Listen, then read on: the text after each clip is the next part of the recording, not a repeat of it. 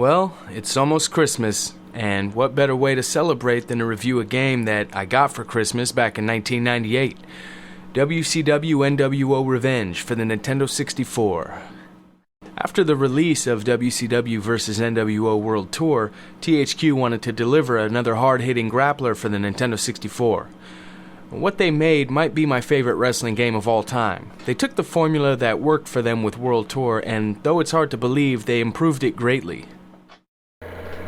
As soon as you start the game up, you're greeted with a pretty nice intro video that shows off a lot of the game's features. It does start off a bit strange though, with Sting appearing in the middle of the road while a truck driver is forced to stop to avoid running him over.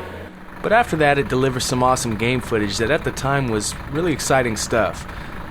The PlayStation had the capability to play live-action movies while the N64 didn't, so what you get here is pretty much the type of intro that Nitro and Thunder had, but instead of clips of WCW programming, it's clips of the game in action, which is put together nicely, showing off the different stables, tag teams, and feuds that were happening at the time. A great little intro, but a bit on the long side at around 3 minutes. One of the first things I think of when I hear WCW nWo Revenge is the incredible roster it packs. We're talking over 60 wrestlers here, which at the time was unheard of. WCW was loaded with a bunch of huge stars at the time, and almost everybody is here. Only person missing is Ric Flair, who was absent from WCW for a while due to a conflict with the company. The wrestlers are separated into different tiers: nWo Black and White, nWo Wolfpack, Ravens Flock, WCW 1, which consists of mostly main event guys, 2 is mostly mid-carders, 3 is packed with jobbers, and WCW 4 is for the cruiserweights. There are also 2 groups with fictional wrestlers that were based on real Japanese promotions, just like in World Tour, but also like in World Tour, due to copyrights, their names and some likenesses were changed. The game engine pretty much remains the same as it did in World Tour, but does pack a few additions that make it deeper and feel a bit smoother. One of the biggest improvements in this game is most of the moves were reanimated, and they did a damn good job of it too. The finishers in World Tour looked pretty bad and generic, but here in Revenge, they really did their homework on the moves, which is one of the most important parts in a wrestling game.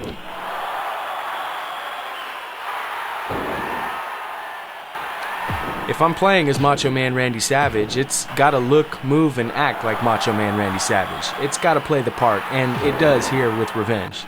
Along with the moves, the wrestlers have new taunts that also look spot on and add to the feel of a WCW match.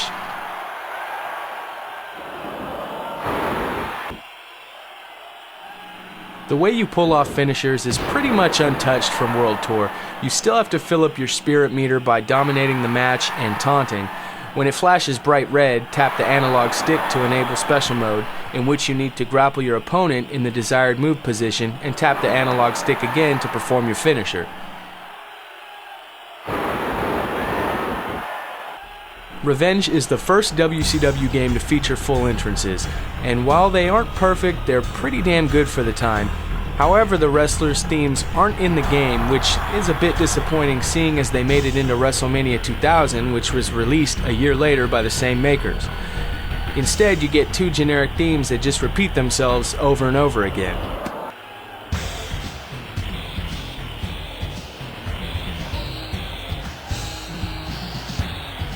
The entrances contain pyrotechnics and realistic stage and ring taunts, and some wrestlers are accompanied to the ring by managers which remain ringside during your match. The graphics are another big improvement over World Tour. The wrestlers' bodies still look like action figures with the blocky, floaty body parts look, but the face and attire textures took a big step in the right direction. Gone are the blurry, generic-looking faces from World Tour, and though sometimes goofy-looking, we at least now have faces with defining features that look like the wrestlers. Each wrestler has 4 attires to choose from, all pretty relevant to past and present gear worn by that wrestler. There's also a costume change mode where you can edit your wrestler's attire. So if you're not happy with the 4 default selections, you can create your own.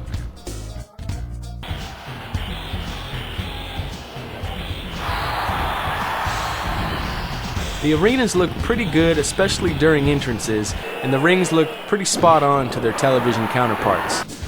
Now, you can select from Monday Nitro, Sold Out, Super Brawl, Bash at the Beach, Halloween Havoc, and Starrcade, all based off the stages used from late 97 into 98 for those events.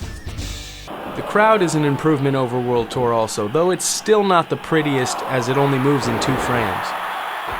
There's no music during the matches, but I can't remember if that's because I turned it off or if the game just doesn't offer it. The menu music isn't bad, it's nothing you want to listen to in your spare time, but as simple background music, it's fine. And there aren't very many sound effects, but the ones present are pretty good.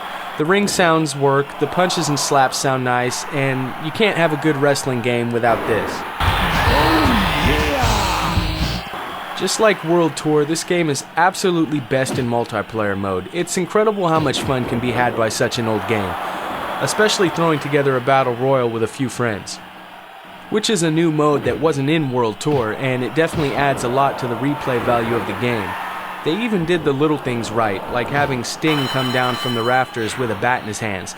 And anybody who watched WCW at the time knows how badass that was. Also added in Revenge is Championship mode, and it's the closest thing to story mode that the game offers.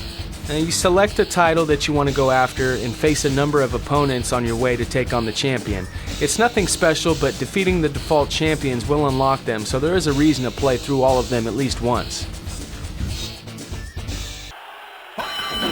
To say Revenge did well would be an understatement. This game outsold World Tour within a month of its release, and to this day it's one of the best-selling N64 games of all time. When I got this game in 1998, I knew it was going to be great, but I never thought I'd still be playing it 14 years later. If you're a wrestling game fan, or even a fighting game fan, screw it, if you like games period, you'll probably enjoy WCW nWo Revenge. It's fun, addicting, realistic, and damn near perfect. It's far from rare and it's far from expensive, so there's really no reason not to own this game. Go check it out.